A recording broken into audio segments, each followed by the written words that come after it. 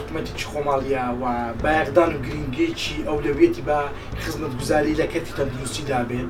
چونکە کەرتی تەندروستی کەرتێکی گرنگ و هەستیارە لە ناو کۆمەڵگەدا. ئەم کەرتە دەبێ بایەخێکی گرنگی پێ بدرێت و بودجەی تایبەتی بۆ دابدرێت. خۆشبەختانە لە ئێستادا کەرتی تەندروستی لەو ئاستەدانە ئێمە تەواوی ئەم کەرتە بە زەڕبی بکەین، نا بە پێچەوانەوە شتی باش کراوە، بەڵام لە ئاست پێویستی و داخوازیەکانی کۆمەلگەی ئێمەدانیا.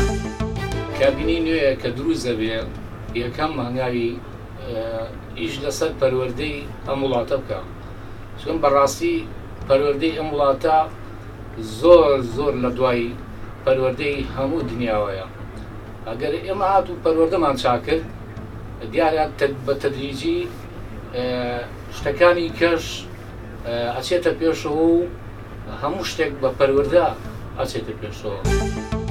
پێم خۆشە حکوومەتی هەرێم تا زووە کابینی خۆی پێک بهێنێ و حکوومەتی خۆی کارا بکات، بەڕاستی کات بەڕێکردن لە ساڵحی هاوڵاتیان نییە، لەبەرەوەی کات ئەڵێ خەنجەرە ئەگەر لەم بڕی دەتبڕم. هیوادارم حکوومەتی هەرێمی کوردستان تا زووترین کاتە حکوومەتێکی باش و کارای خۆی پێک بهێنێ بۆ ئەوەی هاوڵاتیان سودمەند من لەو حکوومەتە و کاتەکان بەفیڕۆ نەڕوا.